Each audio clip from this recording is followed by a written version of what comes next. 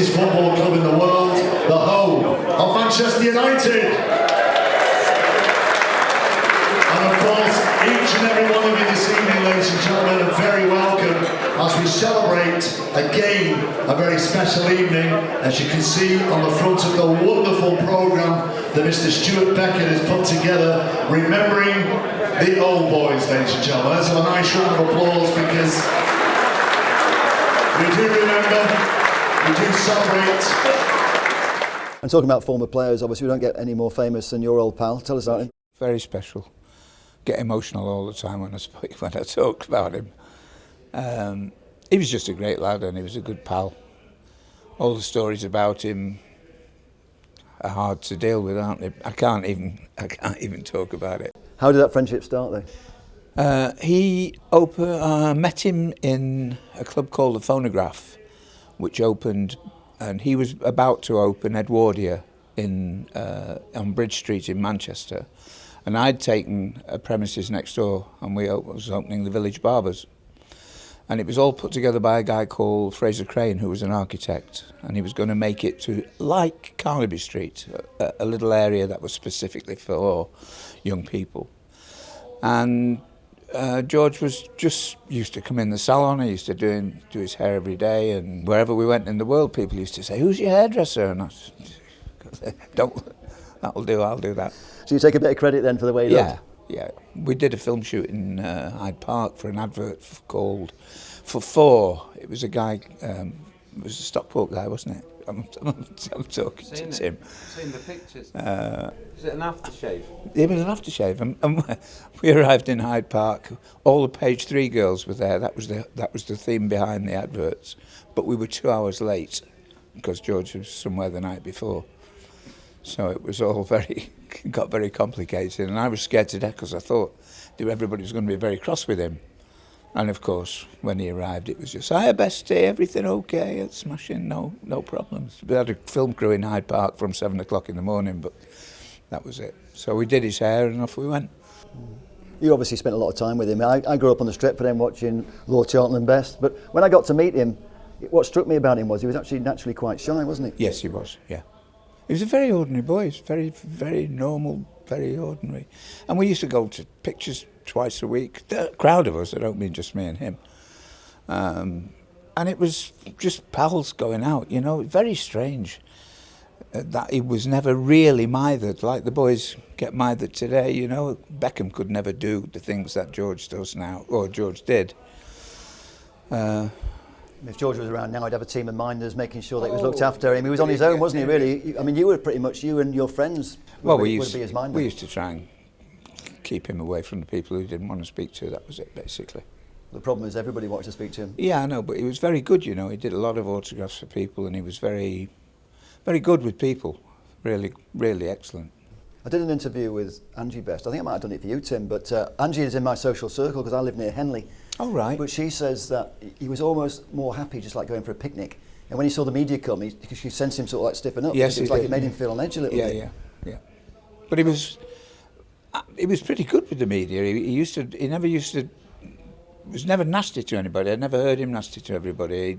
He did the best he could until he got fed up, and then he would, you know, say, "Look, call it a day, chaps." It was almost like a natural publicist in himself, though, because when he came back from that game against Portugal, when we were dubbed El Beetle, with the old, was it the fedora? Or not, what was the hat? The sombrero, that was it. Yeah, he said, "If anybody ever gets me to wear a hat again, kill me."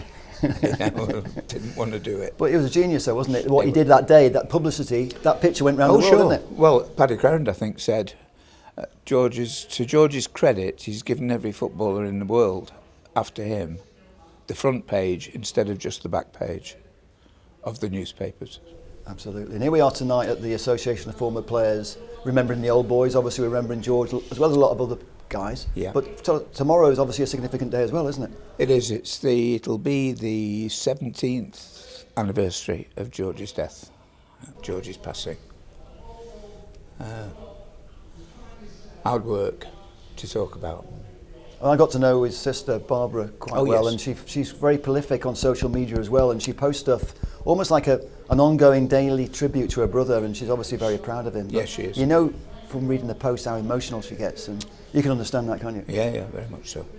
So how will you feel tomorrow? You've got me at it now. Yeah. Well, we usually go over to Belfast. We've been, a crowd of us go over. But not this year, and obviously not during the COVID years. But we've certainly been a few times. And we go to the grave and then we go and have a drink. Fantastic. And we've obviously got the statue at the front of the ground, but there's so many kids now that have never seen George play apart from what they can find on the internet. But George has got this longevity that I don't think I've seen with any other footballer. It is incredible, isn't it? He's still the most popular footballer that's ever played for United. Well, if you consider the age that he finished playing, which was 27, 28, he never kicked a ball in anger for another 30 years, and everybody still knew George Best and loved George Best. Everybody loves him. So finally then, for anybody that hasn't seen George Best play, make sure you pick some film up and have a look. Excellent, thank you. Going twice. 350. Sold to my good friends on table 10 again. Thank you for supporting us. Thank you. Funnily enough, George was the person that set me on this track, because I'd had an art studio in Manchester, an advertising art studio in Manchester for many, many years.